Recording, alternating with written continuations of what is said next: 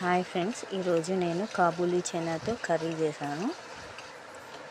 First onions fry చేసుకోవాలి, తర్వాత ginger garlic paste వేసుకోవాలి, తర్వాత కాబూలీ చనా కూడా వేసుకొని ఉప్పు కారం అన్ని మసాలాలు వేసుకొని కొంచెం ఫ్రై అయిన తర్వాత కొంచెం టమాటో వేసుకోవాలి.